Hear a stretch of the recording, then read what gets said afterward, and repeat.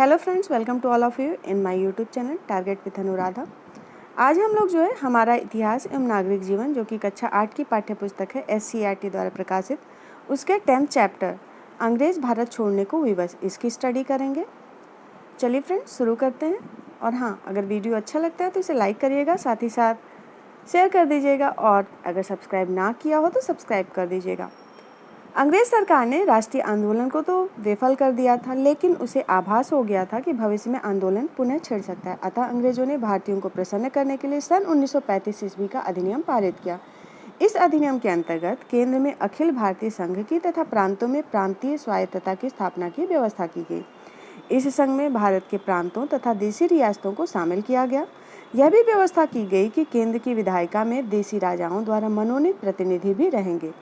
केंद्रीय विधायिका के अधिकार क्षेत्र से विदेश तथा रक्षा विभाग बाहर रखे गए। से सभी विषयों पर गवर्नर जनरल का विशेष नियंत्रण था। चूंकि गवर्नर तथा गवर्नर जनरल की नियुक्ति ब्रिटिश सरकार करती थी, अतः वे उसी के प्रति उत्तरदायी थे। इस अधिनियम की भारतीयों द्वारा कटु आलोचना हुई। सितंबर 1939 में जब द्वितीय विश्व युद्ध प्रारंभ हो गया तो ब्रिटिश सरकार ने भारत को भी इस युद्ध में झोंक दिया। कांग्रेस इस विश्व युद्ध में अंग्रेजों की सहायता नहीं देना चाहती थी।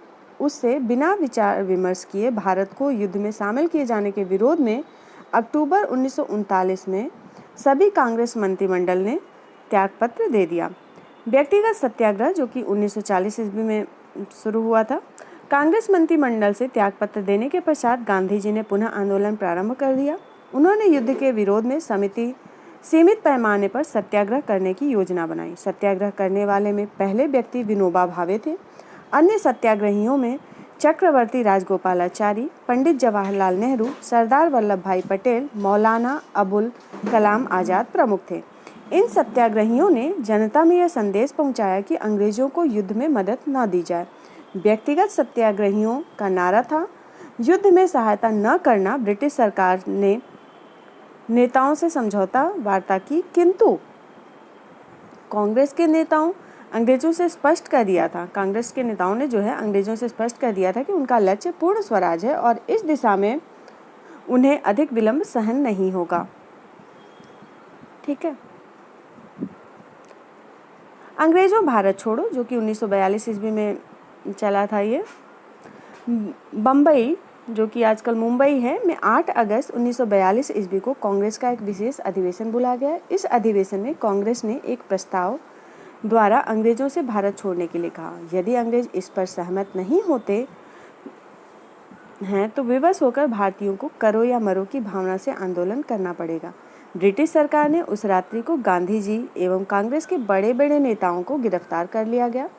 9 अगस्त की प्रातः से ही पूरे देश में आंदोलन शुरू हो गया। बड़े बड़े शहरों में जुलूस निकाले गए और हड़तालें हुई। सरकार ने प्रेस पर नियंत्रण कर लिया और बहुत से अखबारों को जब्त कर लिया। सरकार की इस गिरफ्तारी में कुछ स्थानीय स्तर के नेता बच गए।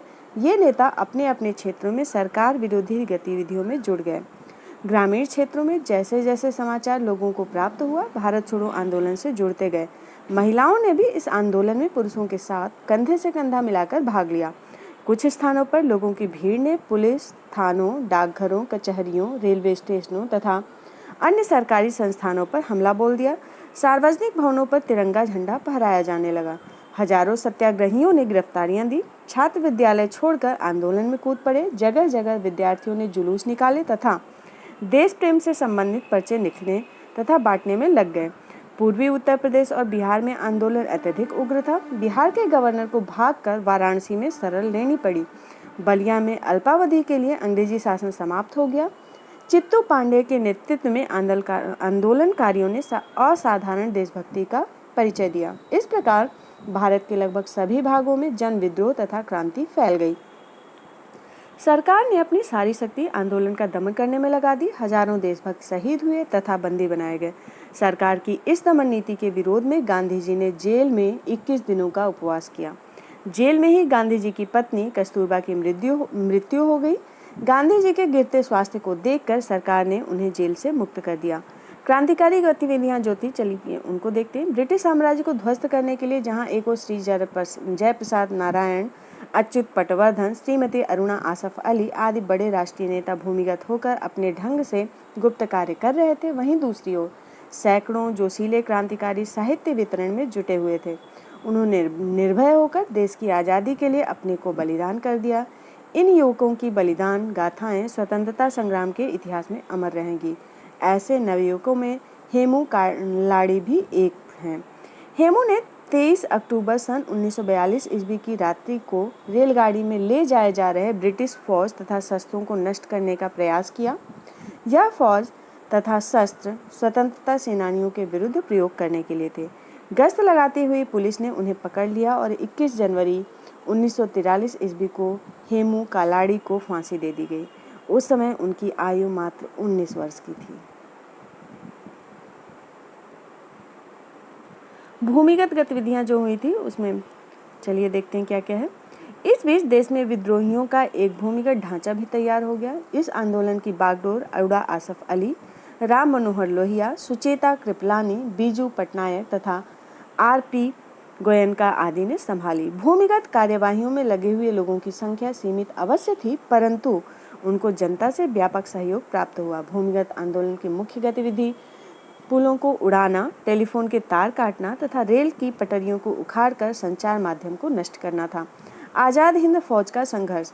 आज़ाद हिंद फौज का नाम आते ही सुभाष चंद्र बोस का नाम सहज ही स्मरण हो जाता है। उनका यह विश्वास था कि बिना सशस्त्र युद्ध किए भारत अंग्रेजों के शासन से मुक्ति नहीं पा सकता। अतः सुभाष चंद्र बोस ने फॉरवर्ड ब्लॉक नाम से युवकों का एक संगठन प्रारंभ किया। परिणाम स्वरूप सरकार ने उन्हें बंदी बना लिया। कुछ दिनों बाद उन्हें जेल से छोड़ दिया गया, लेकिन उनके मकान में ही उन्हें नजरबंद कर दिया गया। जनवरी 1943 ईस्वी को वह चुपचाप घर से निकलकर काबुल होते हुए जर्मनी से जापान जा पहुंचे। जर्मनी और जापान की सहायता से उन्होंने आज़ाद हिंद फौज का गठन किया। द्वितीय विश्व युद्ध में जर्मनी द्वारा बंदी बनाए गए 50,000 सैनिक स्वेच्छा से आज़ाद हिंद फौज में भर्ती हो गए। उन्होंने आम नागरिकों को भी इस फौज में भर्ती किया। इस फौज में स्त्री सैनिकों का भी एक दल रानी झांसी रेजिमेंट के नाम से बनाया गया। आज़ाद हिंद फौज के सिपाही सुभाष चंद्र बोस को नेताजी कहते थे। उन्होंने अपने अनुयायियों को जय हिंद और दिल्ली चलो के नारे दिए। 4 जुलाई 1944 ईस्वी को आज़ाद हिंद रेडियो पर बोलते हुए उन्होंने गांधी जी को संबोधित करते हुए कहा, भारत की स्वाधीनता का आखिरी युद्ध शुरू हो चुका है। राष्ट्रपिता भारत की मुक्ति के इस पवित्र युद्ध में हम आपका आशीर्वाद और शुभकामनाएं चाहते हैं। सुभाष चंद्र बोस ने भारतीयों को संघर्ष में शामिल होने का आह्वान करते हुए कहा, तुम मुझे खून दो, मैं तुम्हें आज़ादी दूंगा। आज़ाद हिंद फौज ने रंगून, जो कि यंगून है, से दिल्ली के लिए कूच किया। आज़ाद हिंद फौज वर्मा, जो कि म्यांमार बोला जाता है आजकल, तक अंग्रेजों की फौज से लड़ती चली आई, किंतु द्वितीय विश्व युद्ध 1944 ईस्वी में जापान की पराजय होने से युद्ध की स्थिति बदल गई। आज़ाद हिंद फौज का अभियान रुक गया और फौज को आत्मसमर्पण करना पड़ा। इन बहादुर देशभक्त सैनिकों पर दिल्ली के लाल किले में मुकदमा चलाया गया। सैनिकों का विद्रोह, जो कि 1946 में अंग्रेज सरकार की नौसेना में भारतीय नौसैनिकों ने बगावत कर दी। जगह जगह हड़तालें हो रही थी। अपने राज्य के खिलाफ इतना जबरदस्त विद्रोह देखकर अंग्रेज शासक आखिर हार मानने लगे।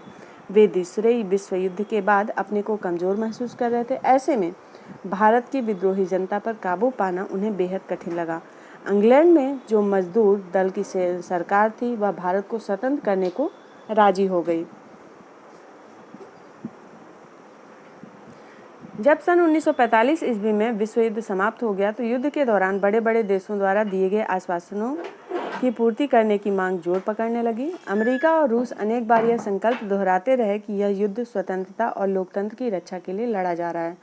अब वे नैतिक रूप से भारत की स्वतंत्रता का समर्थन करने को बाध्य थे। कैबिनेट मिशन और अंतरिम सरकार। जुलाई 1945 ईस्वी में ब्रिटेन में संसद के चुनाव में सरकार बदल गई। वहां मजदूर दल के नेता एल.टी. ब्रिटेन के प्रधानमंत्री बने। मजदूर दल के नेता भारत की स्वतंत्रता के पक्षधर थे। इन परिस्थितियों में इंग्लैंड के प्रधानमंत्री क्लीमेंट एटली ने भारतीय नेताओं से विचार विमर्श करने के लिए अपने मंत्रिमंडल की ओर से कुछ सदस्यों की एक समिति 1946 ईस्वी में भारत भेजी। इस समिति को कैबिनेट मिशन कहते हैं। भारतीय नेताओं से विचार विमर्श के बाद 2 मुख्य निर्णय लिए गए। पहला, भारत में एक अंतरिम सरकार गठित की जाए जिसे महत्वपूर्ण राजनीतिक दलों का समर्थन प्राप्त हो। दूसरा, भारत का नया संविधान बनाने के लिए एक संविधान सभा गठित की जाए। इन प्रस्तावों के अनुसार जवाहरलाल नेहरू के नेतृत्व में एक अंतरिम सरकार बनाई गई और संविधान सभा गठित करने की तैयारियां शुरू कर दी गई। भारतीय स्वाधीनता अधिनियम 1947 ईस्वी लॉर्ड माउंटबेटन को भारत का नया गवर्नर जनरल बनाकर भेजा गया। चूंकि मुस्लिम लीग पाकिस्तान की मांग पर अड़ी रही और भारत में बड़े पैमाने पर सांप्रदायिक दंगे होते रहे, अतः भारत को विभाजित करके भारत और पाकिस्तान को दो अलग राज्य बनाने का अंतिम रूप से निर्णय किया गया। इंग्लैंड की पार्लियामेंट ने एक कानून पारित किया जिसे 1947 का भारतीय स्वाधीनता अधिनियम कहते हैं। इस अधिनियम के अनुसार पाकिस्तान और भारत दो स्वतंत्र राष्ट्र बना दिए गए। इस अधिनियम में यह घोषित किया गया कि भारतीय रियासतों पर ब्रिटिश शासन की प्रभुसत्ता समाप्त हो जाएगी और यह रियासतें भारत या पाकिस्तान में शामिल होने के लिए स्वतंत्र होंगी। इस प्रकार भारत की स्वतंत्रता का मार्ग खुल गया। लॉर्ड माउंटबेटन को स्वतंत्र भारत का प्रथम गवर्नर जनरल और जवाहरलाल नेहरू को प्रधानमंत्री बनाया गया। यह भी निर्णय लिया गया कि जब तक संविधान सभा द्वारा भारत का नया संविधान नहीं बन जाता तब तक 1935 ईस्वी का अधिनियम कुछ परिवर्तनों के साथ लागू रहेगा। भारत का विभाजन। स्वतंत्रता का अवसर जैसे पास आया वैसे हिंदू और मुसलमान सांप्रदायवादी लोग अपने अपने हितों के लिए बुरी तरह अड़ गए। इस हालात में 1940 ईस्वी में मोहम्मद अली जिन्ना के नेतृत्व में मुस्लिम लीग नामक संगठन ने मांग की कि मुसलमानों को अपना अलग राष्ट्र मिलना चाहिए। चूंकि भारत में उन पर हिंदुओं का प्रभुत्व रहेगा और वे विकास नहीं कर पाएंगे। अलग राष्ट्र पाकिस्तान की मांग को लेकर मुस्लिम लीग ने लोगों के बीच आंदोलन छेड़ा। जगह जगह हिंदुओं और मुसलमानों के बीच भयंकर दंगे होने लगे। अंग्रेजों ने भारत का विभाजन करके पाकिस्तान नाम से अलग राष्ट्र बनाया। पाकिस्तान में रहने वाले कई हिंदू भारत आने लगे और भारत में रहने वाले कई मुसलमान पाकिस्तान जाने लगे, पर अनेक हिंदू मुसलमान अपनी पुरानी जगहों पर ही रहे। उन दिनों हिंदू और मुसलमानों के बीच भीषण दंगे भड़क उठे व एक दूसरे के प्रति नफरत और घृणा की बातें फैलाई गई। गांधी जी यह सब स्वीकार करने को तैयार नहीं थे। 77 वर्ष की उम्र में वे भयानक दंगों के बीच लोगों को समझाने बुझाने चल दिए। उन्होंने कहा, मैं अपनी जान की बाजी लगा दूंगा पर यह नहीं होने दूंगा कि भारत में मुसलमान लोग रैंक कर दिए जाएं और उन्हें आत्मसम्मान के साथ चलना है। वे इस सिद्धांत पर अडिग थे कि भारत में हिंदू और मुसलमान के लिए बराबर जगह है। यह बात हिंदू सांप्रदायवादी नहीं मानते थे। वे चाहते थे कि भारत में हिंदू लोगों को प्रमुख स्थान मिले। उनमें से एक नाथूराम गोडसे ने 30 जनवरी 1948 ईस्वी को गांधी जी को गोली मारकर हत्या कर दी। तो फ्रेंड्स, आज का वीडियो कैसा लगा? आई होप अच्छा लगा होगा, तो इसे लाइक करिएगा, शेयर करिएगा और साथ ही साथ सब्सक्राइब करिएगा। Thanks for watching. Bye bye.